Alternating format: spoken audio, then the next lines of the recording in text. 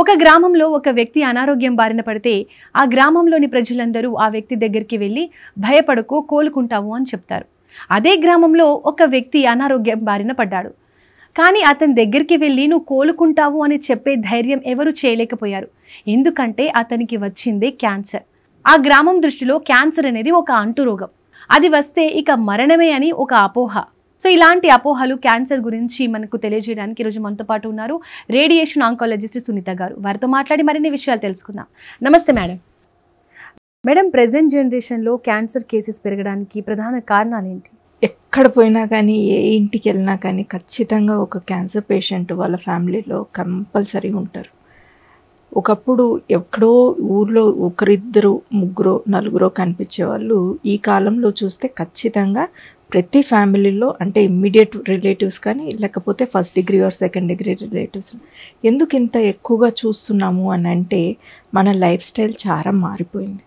చాలా అంటే చాలా మారిపోయింది. మనం తినే ఆహారంలో కానీ లేకపోతే మనం పడుకునేటప్పుడు కానీ స్ట్రెస్ కానీ ఇవన్నీ కూడాను యాడ్ అవుతున్నాయి. ఎస్పెషల్లీ ఆహార అలవాట్లు బాగా మారిపోయాయి. ఆహార అలవాట్లలో ఏమవుతోంది అని అంటే ఫస్ట్ థింగ్ కొన్ని మన చేతుల్లో ఉండవు. ఈ పెస్టిసైడ్స్, తర్వాత ఈ కెమికల్స్, ఇవి తర్వాత ఫార్మింగ్ పద్ధతులు కూడాను చాలా మారిపోయాయి అన్నమాట. వీటి అన్నిటి వల్ల కూడాను అంతా కూడాను అంటే ఏమాత్రం కూడాను పౌష్టికాహారాలు లేని ఫుడ్ అనేది మనం తింటూ ఉన్నాం. సో ఇది మెయిన్ కారణం అవుతుంది.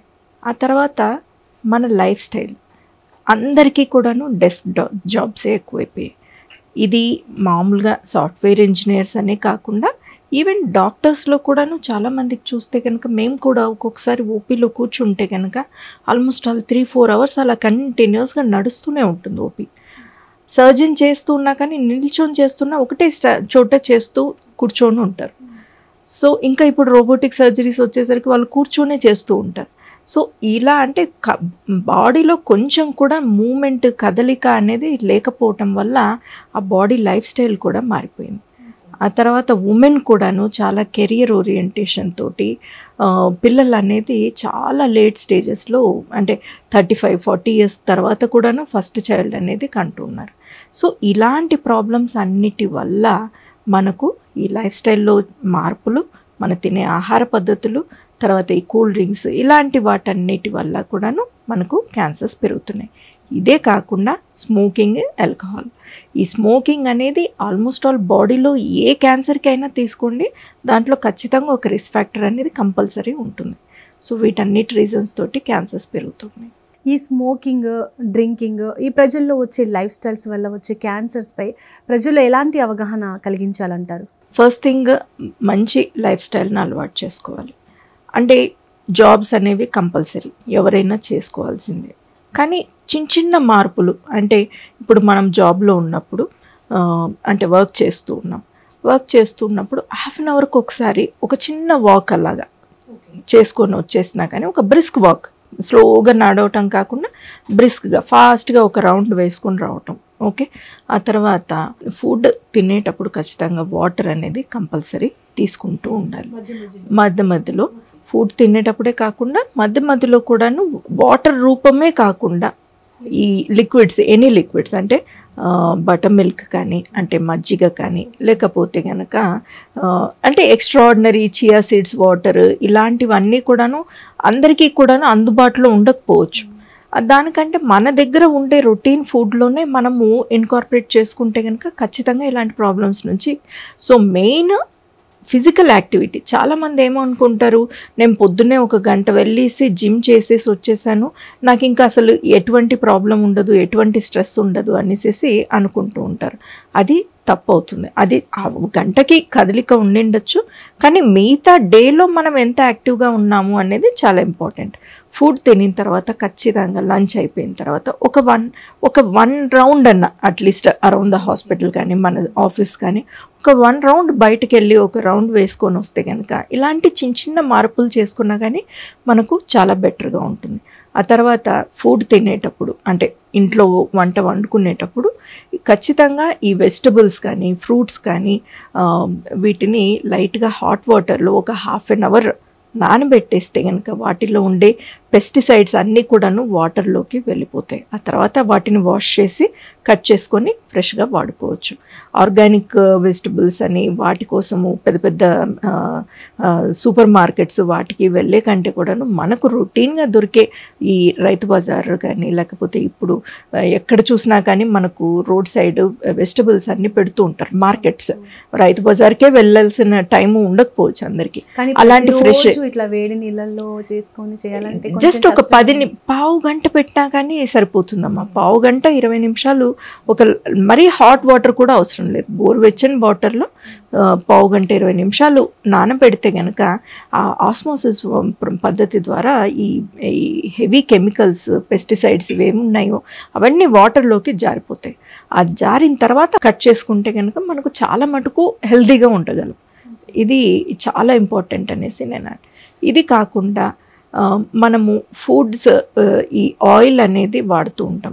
ఎప్పుడో ఒకసారి మనము డీప్ ఫ్రైడ్ ఫుడ్ తినద్దు, ఇది తినద్దు, అది తినద్దు అంటే పిల్లలు బయటికి వెళ్ళిపోవాలని ట్రై చేస్తారు. ఆ బజ్జీలో మిరపకాయలు ఇట్లాంటివన్నీ కూడాను మనం ఇంట్లో చేసి ఇచ్చినప్పుడు ఆ ఆయిల్ ఫ్రై అయిన తర్వాత చాలామంది అదే ఆయిల్ని కంటిన్యూస్గా మళ్ళీ రీయూజ్ చేస్తూనే ఉంటారు. ఆ రీయూజ్ చేయటం వల్ల వాటిలో అన్నీ కూడాను టాక్సిన్స్ ఫామ్ అయిపోతాయి, ర్యాన్సిడ్ అయిపోతుంది ఆయిల్ అనేది. సో దీన్ని తగ్గించడానికి మనం ఏం చేయాలి అని అంటే ఆ ఆయిల్ వాడిన దాన్ని పడేయమంటే ఎవరు పడేయలేరు. అట్లీస్ట్ ఆ వాడిన తక్కువ ఆయిల్లో వేపుకొని ఆ మిగిలిన ఆయిల్ని మామూలు మన కూరలకి పోపులకి వాటికి యూజ్ చేసుకుంటే కనుక అది రీయూజ్ అవుతుంది, వేస్ట్ కాకుండా ఉంటుంది, అలాగే అది టాక్సిన్ ఫామ్ కాకుండా కూడాను మనకి హెల్ప్ చేస్తుంది. మేడం అలాగే ఈ ముదురు రంగు కూరగాయలతో క్యాన్సర్ని నివారించవచ్చు అంటారు, ఏముంది అందులో? కలర్ఫుల్ వెజిటబుల్స్ అంటే ఇప్పుడు మనం సింపుల్గా పిల్లలకి ఇంట్లో పాస్తా చేసి పెడతాం. పాస్తా చేసినప్పుడు అంటే మనం వద్దు, ఇది తినద్దు, ఇది ఇంట్లో చేయకూడదు, హెల్దీ కాదు అని అంటే కనుక పిల్లలు బయటికి వెళ్ళిపోవాలని ట్రై చేస్తారు. అలాగే అప్పుడు దాంట్లో చేసినప్పుడు ఆ వెజిటబుల్స్ ఏవైతే వేస్తామో జుకినీ కానీ లేకపోతే బెల్ పెప్పర్స్ అంటే మన క్యాప్సికమ్, మనకు మామూలుగా గ్రీన్ క్యాప్సికమే కనిపిస్తూ ఉంటుంది. ఈవెన్ రెడ్ కానీ ఎల్లో కానీ ఇవన్నీ చాలా సింపుల్గా ఇప్పుడు ఎక్కడ కూడాను మార్కెట్స్లో కూడాను అవైలబుల్ ఉన్నాయి. వీటిలో ఏమవుతాయి అంటే ఆ కలర్స్ రిచ్ ఉన్న వెజిటబుల్స్లో యాంటీ ఆక్సిడెంట్స్ ఎక్కువ ఉంటాయి.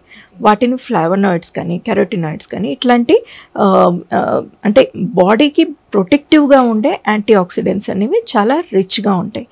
వీటి రోల్ ఏముంటుంది బాడీలో అని అంటే అది బాడీలోకి ఎప్పుడైతే అబ్జార్బ్ అయిపోతుందో బాడీలో టాక్సిన్స్ ఏవైతే ఫామ్ అవుతాయో అంటే ఈ ఆక్సిడెంట్స్ అనేసి ఉంటాం కదా, అంటే ఫుడ్ తిన్నప్పుడు కానీ లేకపోతే కనుక యూవీ ఎక్స్పోజర్తో కానీ బాడీలో కొన్ని టాక్సిన్స్ అనేవి ఫామ్ అవుతూ ఉంటాయి. ఈ టాక్సిన్స్ అన్నిటినీ కూడాను ఈ యాంటీ ఆక్సిడెంట్స్ వెళ్ళి డీటాక్సిఫై చేస్తాయి అన్నమాట. సో ఆ ఫ్రీ రాడికల్స్ అన్నీ కూడాను మనకు ఈ డిఎన్ఏ డ్యామేజ్కి ఏదైతే సంబంధించిన ఫ్రీ రాడికల్స్ అన్నీ ఫామ్ అవుతాయో వీటన్నిటినీ స్కావెన్స్ చేసేస్తాయి అన్నమాట. అంటే ఒక రకంగా చెప్పాలంటే వాటన్నిటినీ ఇలాగా పట్టేసుకొని డీటాక్సిఫై చేసి మనకు యూరిన్లో కానీ మోషన్లో కానీ వెళ్ళిపోయడానికి హెల్ప్ చేస్తుంది అన్నమాట. సో ఇలాగా కలర్ఫుల్ వెజిటబుల్స్ అన్ని క్యారెట్స్ కానీ ఇలాంటి కలర్ఫుల్ బెల్ పెప్పర్స్ కానీ లేకపోతే ఈ మన బ్రోకోలీ అంటాం కదా వీటిలో మనకు ఐసోఫ్లావనాయిడ్స్ ఇలాంటి హెల్ప్ఫుల్గా ఉండే యాంటీ ఆక్సిడెంట్స్ చాలా రిచ్గా ఉంటాయి. దీనికోసమని వీటి ప్రొటెక్టివ్ ఎఫెక్ట్ కోసమని వీటిని ఎక్కువగా తినమనేసి చెప్తూ ఉంటాం. మేడం అలాగే చేపలు తింటే ఎక్కువగా క్యాన్సర్ రాదు అని అంటూ ఉంటాం, మరి నాన్ వెజ్ తినని వారి పరిస్థితి ఏంటి? నాన్ వెజ్ తినని వాళ్ళ పరిస్థితి యాక్చువల్గా నిజంగా చెప్పాలంటే చాలా కష్టం. అంటే ఒక్కొక్కసారి మనం కూడాను ఎందుకు ఈ నాన్ వెజ్ తింటున్నాం అనేసి కాస్త వెజిటేరియన్లోకి వెళ్దాము అనేసి ట్రై చేస్తూ ఉంటాము. కానీ మనకు అర్థమవుతుంది అయితే కొన్ని ఇన్కార్పొరేట్ చేసుకుంటూ వెళ్తే కనుక ఖచ్చితంగా హెల్ప్ అవుతుంది. ఇప్పుడు పన్నీర్ అనేది, టోఫు అనేది, ఈవెన్ పన్నీర్లో కూడాను ఈ మధ్యన మనం న్యూస్లో చూస్తూ ఉంటే కనుక సింథటిక్ పన్నీర్ ఎక్కువైపోతుంది, దాన్ని కెమికల్స్తో పాటు పన్నీర్ని చేస్తున్నారు, దీనివల్ల మనకు ఎక్కువ ప్రాబ్లమ్స్ వస్తాయి బాడీలో అనేసి మనం వింటూ ఉంటాం. సో దానికంటే కూడా మనం తెచ్చుకునే ఈ ఫ్రెష్ మిల్క్లో కూడా మనం ఇంట్లో చాలా సింపుల్గా పన్నీర్ అనేది చేసుకోవచ్చు. ఆ పన్నీర్ చేసుకున్న వాటిని అది మంచి ప్రోటీన్ అవుతుంది. అది కాకుండా మనకు వచ్చే ఈ పెసరట్టు కానీ పెసరపప్పు కానీ లేకపోతే మనం తినే ఫుడ్లో కూడా ఈవెన్ ఇడ్లీ కానీ ఇలాంటి వాటిల్లో అంతా కూడాను ప్రోటీనే ఎక్కువ ఉంటుంది. సో వాటిని ద్వారా మనం ప్రోటీన్ ఎక్కువ తీసుకోవటానికి ట్రై చేయాలి. ఆ తర్వాత ఈ రాజ్మా కానీ ఈ పప్పు దినుసులు ఉంటాయి కదా, వాటన్నిటిలో కూడాను ప్రోటీన్స్ చాలా రిచ్గా ఉంటాయి. ఇవి కాకుండా చియా సీడ్స్ కానీ లేకపోతే అంటే మన ఈవెన్ చిరుధాన్యాల్లో కూడా కొంత ప్రోటీన్ ఉంటుందన్నమాట, మిల్లెట్స్లో. సో ఇవన్నీ కూడాను మనం ఇన్కార్పొరేట్ చేసుకుంటూ వెళ్తే కనుక అట్లీస్ట్ కొంత బెనిఫిట్ అయితే ఉంటుంది. పెరుగులో కూడా కొంత ప్రోటీన్ ఉంటుంది. సో వీటిని చేసుకొని, కానీ కొంచెం కష్టమే అవుతుంది, అట్లీస్ట్ ఎగ్ అన్నా తీసుకోవటానికి ట్రై చేయాలనేసి చెప్తూ ఉంటాను. అంటే చేపల్ని రీప్లేస్ చేసే వెజిటేబుల్ ఏది అంటే ఏం చెప్తారు? ఒకటని లేదు, అన్ని మల్టిపుల్గా తీసుకోవాల్సి వస్తుంది. కానీ చేపల్లో రిచ్గా ఉండేది ఏంటి అని అంటే మనకు వైటమిన్ డి కూడాను బాగా వస్తుంది. అట్లీస్ట్ మనం సన్ ఎక్స్పోజర్ ఇవి చేసుకుంటూ ఉంటే కనుక కాస్త బెటర్ అవుతుంది. మిల్క్ తాగితే కనుక కాల్షియం వస్తుంది.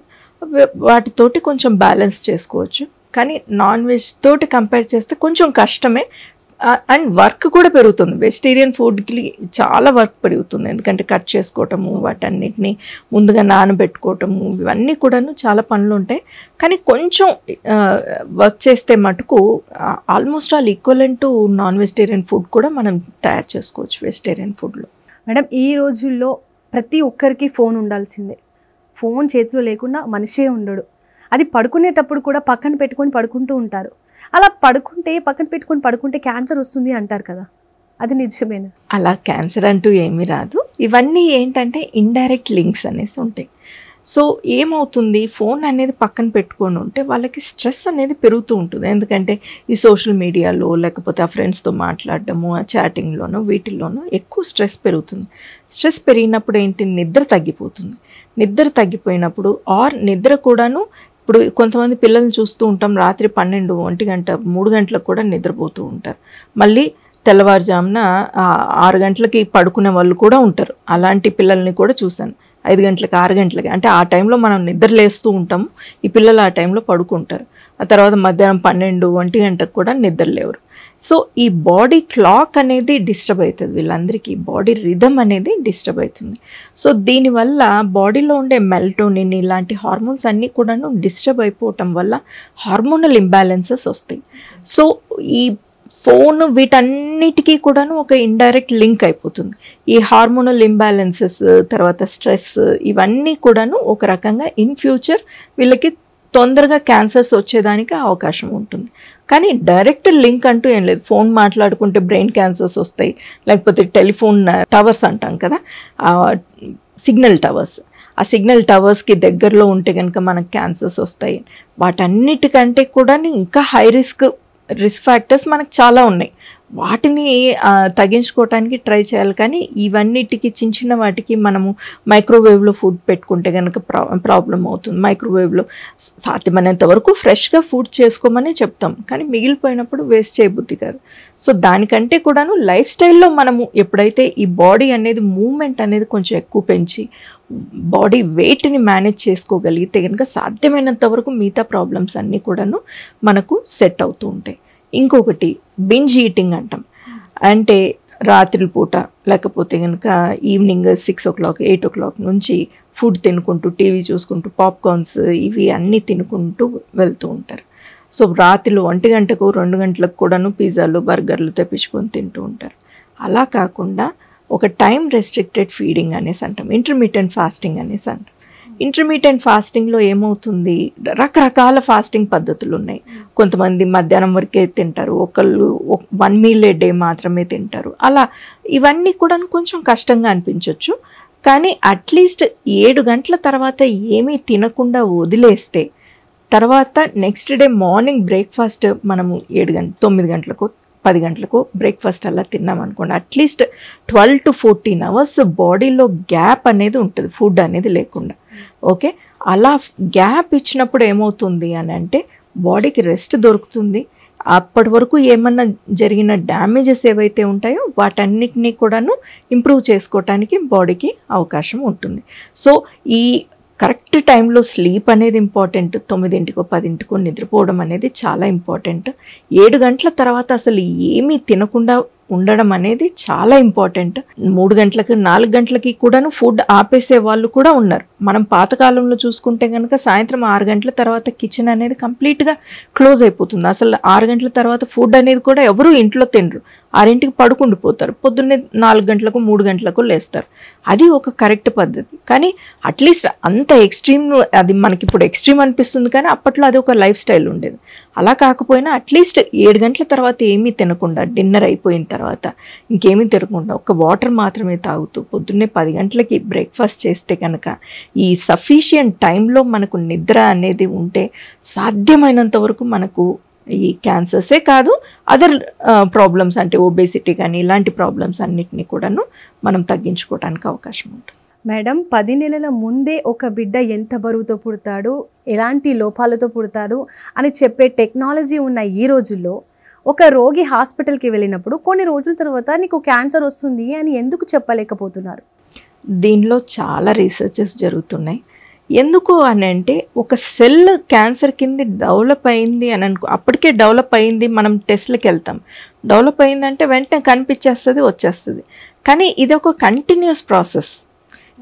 ఇప్పుడు బేబీకి జెనెటిక్ ప్రాబ్లమ్స్ ఏమున్నాయి అనేది బర్త్లోనే తెలుస్తుంది. నీకు బర్త్లోనే జెనెటిక్ ప్రాబ్లమ్స్ వచ్చినాయంటే వెంటనే టెస్ట్ చేస్తే మనకు ఆ బ్లడ్ టెస్ట్లలో వాటిల్లో మనకు తెలిసిపోతుంది ఈ బేబీకి జెనెటిక్ ప్రాబ్లమ్స్ ఉన్నాయి అని. దీనివల్ల ఈ తలసీమియా రావచ్చు, లేకపోతే ఇలాంటి ఇంకేదన్నా ఆర్గన్స్ డిఫార్మిటీస్ రావచ్చు, ఇట్లా అనేసి చెప్పడానికి వీలవుతుంది, అది జెనెటిక్ ప్రాబ్లం కాబట్టి. కానీ ఇక్కడ క్యాన్సర్ అనేది ఏంటి అని అంటే ఇది ఒక కంటిన్యూస్ ప్రాసెస్. ఈరోజు నేను టెస్ట్కి వెళ్ళాను అని అంటే ఇప్పటికే నాకు కనుక క్యాన్సర్ ఉండింటే కనుక ఈ టెస్ట్లలో బయటపడిపోతుంది, వచ్చేస్తుంది. కానీ అలా కాకుండా ఎవ్రీ ఇయర్ వెళ్ళం కదా టెస్ట్లకి, ఎవ్రీ ఇయర్ వెళ్ళము. అందుకనేసి దాంట్లో ఉందా లేదా అని కనుక్కునే కంటే కూడా మనం ఇట్లాంటి అట్లీస్ట్ ప్రివెంటబుల్ దానిల నుంచి మనము ఇంతవరకు మనం డిస్కస్ చేసిన ఈ ఇష్యూస్ అన్నీ కూడా మనం మేనేజ్ చేయగలిగితే కనుక క్యాన్సర్ బారిన పడకుండా ఉండొచ్చు. అలాగే మేడం, ఇట్లా రూరల్ ఏరియాస్లో చూసుకుంటే కూడా చాలా లేట్గా డిటెక్ట్ చేస్తూ ఉంటారు క్యాన్సర్. కారణాలు ఏంటి? రూరల్ ఏరియాసే కాదమ్మా, ఈవెన్ అర్బన్ ఏరియాస్లో కూడా బాగా వెల్ ఎడ్యుకేటెడ్ పీపుల్లో కూడా చూస్తూ ఉంటాను. నాకు చుట్టూ అంతా కూడాను కార్పొరేట్ ఆఫీసెస్ ఉన్నాయి, అన్నీ కూడాను సాఫ్ట్వేర్ ఆఫీసెస్. సో వీళ్ళల్లో ఎంత అంటే చాలా ఎడ్యుకేటెడ్గా, అంటే ఒక హెచ్ఆర్ ప్రొఫెషనల్ ఉంటారు, లేకపోతే టీమ్ మేనేజర్స్ ఉంటారు. వాళ్ళల్లో కూడాను ఏముంటుంది అని అంటే బ్రెస్ట్ క్యాన్సర్స్ ఇలాంటివి 3rd స్టేజ్లో కానీ చూడట్లేదు. ఎందుకు రీజన్ అంటే ప్రజల్లో ఒక రకమైన డినయల్ ఉంటుంది. ఆ క్యాన్సర్ అనేసి ఒక వర్డ్ వినాలంటేనే భయం అనేది ఉంటుంది. ఇప్పుడు 20 years 30 yearsలో కూడాను బ్రెస్ట్ క్యాన్సర్ పేషెంట్స్ని నేను చూస్తున్నాను. సో ఈ పేషెంట్స్కి ఇంత ఎర్లీ ఏజ్లో వస్తుంది అని అంటే మనం చాలా మటుకు మన సాయిలే మొత్తం పాడైపోయింది. అలాంటి పరిస్థితుల్లో మనం వాటి నుంచి మనం అవాయిడ్ చేసుకోలేం. ఏ చిన్న లంప్ వచ్చినా కానీ వెంటనే చెక్ చేయించుకోవాలనేది చాలా ఇంపార్టెంట్. ఆ తర్వాత రూరల్ ఏరియాస్లో ఇంకా ప్రస్తుతానికి బ్రెస్ట్ క్యాన్సరే కాకుండా సర్వైకల్ క్యాన్సర్స్ కూడాను ఎక్కువగా కనిపిస్తూ ఉన్నాయి. ఈ సర్వైకల్ క్యాన్సర్స్ ఏంటి అని అంటే సర్వైకల్ క్యాన్సర్స్లో వీళ్ళల్లో బ్లీడింగ్ ప్రాబ్లమ్స్ అనేవి యూజువల్గా మెనోపాజల్ ఏజ్లో ఏమనుకుంటారంటే మెనోపాజ్ వస్తుంది కదా, దీనివల్ల అటు ఇటు అవ్వచ్చు అనేసి అనుకుంటూ ఉంటారు.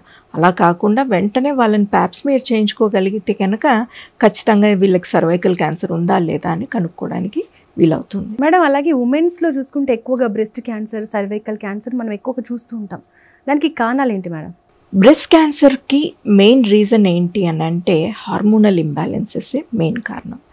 సో అంటే దీంట్లో చూసుకుంటే మనకు ఈస్ట్రోజన్ హార్మోన్ లెవెల్ ఎప్పుడైతే మనకు ఎప్పుడు కంటిన్యూస్గా బ్రెస్ట్ మీద యాక్ట్ చేస్తూ ఉంటుందో, సో ఫీమేల్స్లో 2 హార్మోన్స్, ఒకటి ఈస్ట్రోజన్ హార్మోన్ అంటే ఫెమినిటీకి సంబంధించిన అంటే ఒక బాడీ స్ట్రక్చర్ కానీ బ్రెస్ట్ కానీ లేకపోతే హెయిర్ కానీ ఇవన్నీ డెవలప్ అవడానికి main reason estrogen hormone.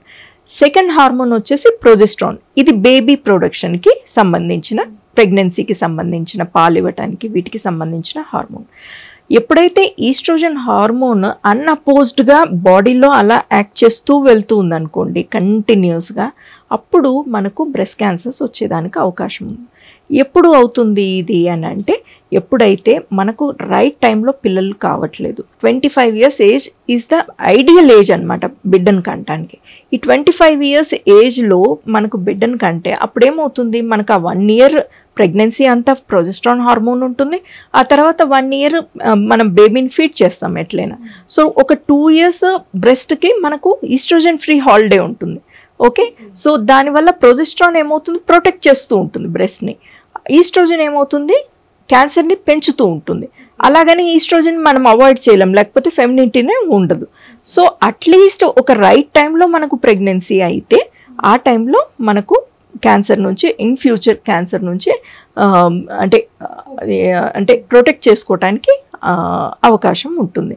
So oestrogen hormone activity ఎప్పుడు ఎక్కువగా ఉంటుంది అని అంటే ఎర్లీ మెనార్కిస్. అంటే ఇప్పుడు మనం ఈ కాలంలో చూస్తాం, పిల్లలు చిన్న పిల్లలు కూడాను పిజ్జాలు, బర్గర్లు, ఇట్లాంటి ఫాస్ట్ ఫుడ్స్ ఇవన్నీ తినటం వల్ల, పాస్తాలు, మైదాలు ఇవన్నీ తినటం వల్ల వీటికి ఏమవుతుంది, వీళ్ళకి హార్మోనల్ ఇంబ్యాలెన్సెస్ రావటం వల్ల వాళ్ళకి ప్రికాషస్ ప్యూబర్టీ వస్తుంది. అంటే ఎప్పుడో 13 years 14 years తర్వాత మెనార్కీ రావాల్సిన పిల్లలకి, అంటే మెన్సెస్ స్టార్ట్ అవ్వాల్సిన పిల్లలకి 8 years 9 yearsలో కూడాను వాళ్ళకి ప్రెగ్నెన్సీ ఇది ఏమంటారు, మన మెచ్యూరిటీ వచ్చేస్తుంది అనమాట. అంటే మెన్సెస్ అనేవి స్టార్ట్ అవుతాయి, ప్యూబర్టీ స్టార్ట్ అవుతుంది. అప్పుడు ఆ ఏజ్లో స్టార్ట్ అయితే అంటే ఆల్మోస్ట్ ఆల్ ఒక 5-6 years మనకి ఎక్కువ ఈస్ట్రోజన్ ఎఫెక్ట్ అనేది బ్రెస్ట్ మీద ఉంటుంది. అలాగే అది కాకుండా లేట్ మెనోపాజెస్ కూడా ఉంటాయి చాలామందికి. ఒకప్పట్లో 40-45 yearsలో ఎండ్ అయిపోయేది, కానీ ఇప్పుడు మనము 50-55 yearsలో కూడాను మెనోపాజ్ అనేది ఎవరు హిట్ అవ్వట్లేదు, చాలా లేట్ మెనోపాజెస్ అవుతున్నాయి. ఒక రకంగా హార్మోన్స్ బాడీలో ఉండటం మంచిదే, కానీ కరెక్ట్గా కంటిన్యూస్గా హార్మోనల్ యాక్టివిటీ, ఓవర్ యాక్టివిటీ ఎక్కువ ఉంది అని అంటే అప్పుడు ఖచ్చితంగా బ్రెస్ట్ మీద ఈస్ట్రోజన్ యాక్టివిటీ ఎక్కువ అవుతుంది, క్యాన్సర్ అవుతుంది. సో దానికోసం అనేసి ఏం చేస్తాము, కరెక్ట్గా టైంలో మనకు ప్రెగ్నెన్సీ రావాలని చెప్తాము. ఇదే కాకుండా రెగ్యులర్గా మ్యామోగ్రామ్స్ అనేవి చేయటం అనేది చాలా ఇంపార్టెంట్. 40-45 years ఏజ్లో మ్యామోగ్రామ్ అనేది కంపల్సరీ స్టార్ట్ అవ్వాలి. లేకపోతే కనుక మనము క్యాన్సర్ ఒకవేళ ముందుగా డెవలప్ అయినా కానీ మనం తెలుసుకోవటానికి కుదరదు. ఇది బ్రెస్ట్ క్యాన్సర్కి సంబంధించినది. ఇక నెక్స్ట్ సర్వైకల్ క్యాన్సర్. సర్వైకల్ క్యాన్సర్లో ఆపోజిట్ ఉంటుంది. సో ఇక్కడ ఏమవుతుంది, మల్టీపారిటీ, ఎక్కువ మంది పిల్లలు ఉండటం కానీ, ఆ తర్వాత హెచ్పివి వైరస్ యాక్టివిటీ ఎక్కువ ఉండటం. ఇది ఎప్పుడు అవుతుంది, ఎర్లీగా సెక్స్లో పాల్గొనడం స్టార్ట్ చేసినా కానీ, యాక్టివ్గా సెక్స్లో ఉన్నా కానీ, తర్వాత ఈ హెచ్పివి వైరస్ కొంతమందికి ఈవెన్ ఎయిడ్స్లో ఉన్న వాళ్ళకి కూడాను, ఎయిడ్స్ పేషెంట్స్ వాళ్ళకు కూడాను సర్వైకల్ క్యాన్సర్స్ ఎక్కువగా వస్తుంటాయి. అండ్ స్మోకింగ్, ఇలాంటి హిస్టరీ ఉన్న పేషెంట్స్ అందరిలో కూడాను సర్వైకల్ క్యాన్సర్స్ ఎక్కువగా చూస్తూ ఉంటాం. సో రెగ్యులర్గా వాళ్ళు ప్యాప్స్మియర్ చేయించుకోవడం, తర్వాత బ్రెస్ట్ క్యాన్సర్ రిస్క్ ఉన్న వాళ్ళు ఖచ్చితంగా అందరూ కూడాను మ్యామోగ్రామ్ చేయించుకోవడం అనేది చాలా ఇంపార్టెంట్. మేడం, పాలు ఇవ్వడం వల్ల క్యాన్సర్ రాదు అని అంటారు, అది అపోహనా నిజమంటారు? అది 100% నిజం. పాలు ఇవ్వటం అనేది బేబీకి ఎంత ఇంపార్టెంటో మనకు కూడా అంతే ఇంపార్టెంట్. 1 year 1 to 1.5 years ఖచ్చితంగా బేబీని ఫీడ్ చేస్తే ఆ టైంలో అంతా కూడాను మనకు ప్రొజెస్ట్రాన్ అనేది బాడీ, పాలు అనేది ప్రొజెస్ట్రాన్ వల్లే, ప్రొజెస్ట్రాన్ వెళ్ళి మనకు ఈ పాలు అనేది ఉత్పత్తి చేయటానికి, ఈ ప్రొజెస్ట్రాన్ ఎప్పుడైతే బాడీలో రిచ్ ఉంటుందో అప్పుడు వీటికి బ్రెస్ట్కి అనేది ప్రొటెక్టివ్ ఎఫెక్ట్ ఉంటుంది. దానివల్ల పిల్లాడికే కాకుండా ఈవెన్ మనకు కూడాను ప్రొటెక్టివ్ ఎఫెక్ట్ ఉంటుంది, క్యాన్సర్ రాకుండా హెల్ప్ చేస్తుంది. మేడం, ఎక్స్రే కిరణాలు, సిటీ స్కాన్లు లేదా యూవీ కిరణాల నుండి వచ్చే అయోనైజింగ్ రేడియేషన్ డిఎన్ఏలో మార్పులకు కారణమవుతుందని సైంటిఫిక్గా నిర్ధారణ అయిందంటారు. డిఎన్ఏలో మార్పులు అంటే క్యాన్సర్ వస్తున్నట్లేనా? మనకు తెలియకుండానే క్యాన్సర్కి గురవుతున్నామా? సో ఇది యాక్చువల్గా చెప్పాలి అని అంటే, అయనైజింగ్ రేడియేషన్ అనేది, రేడియేషన్లో 2 రకాలు ఉంటాయి, ionizing, non ionizing. Non ionizing radiations, ఈ ఎంఆర్ఐ ఇవన్నీ కూడాను చాలా సేఫ్ ఉంటాయి. ఎంఆర్ఐ కానీ లేకపోతే అల్ట్రాసౌండ్ కానీ ఇక్కడెక్కడ కూడాను ఎక్స్రేస్ అనేవి ఉపయోగించమన్నమాట. కానీ నార్మల్గా తీసుకునే చెస్ట్ ఎక్స్రేస్ కానీ లేకపోతే సిటీ స్కాన్స్ కానీ పెట్ స్కాన్స్ కానీ వీటన్నిటిలో కూడాను కొంత లో డోసెస్ ఆఫ్ ఎక్స్రేస్ వాడుకుంటూ రేడియేషన్ చేయటం వల్ల మనకు కరెక్ట్గా బాడీలో ఎక్కడ ఏ ప్రాబ్లం ఉంది అనేది తెలుసుకోవటానికి వీలవుతుంది.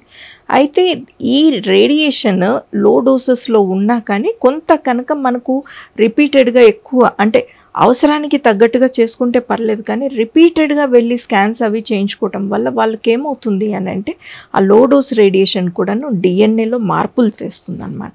మార్పులు తెచ్చినప్పుడు ఆ డిఎన్ఏ ఎప్పుడైతే మారుతుందో మ్యూటేషన్స్ అనేసి స్టార్ట్ అవుతాయి.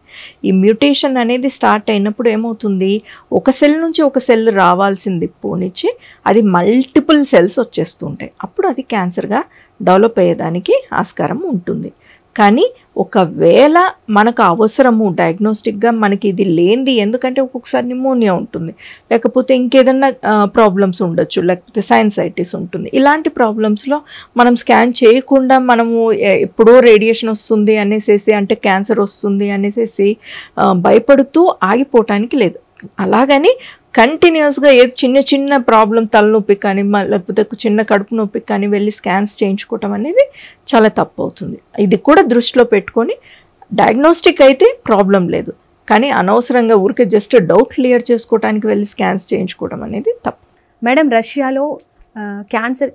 రష్యాలో క్యాన్సర్కి వ్యాక్సిన్ కనిపెట్టి వారి పౌరులకు ఉచితంగా ఇస్తున్నారు అని వింటున్నాం.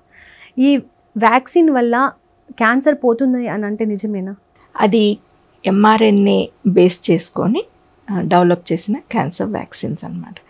వీటికి ఇంకా హ్యూమన్ ట్రయల్స్ అనేవి స్టార్ట్ అవ్వలేదు.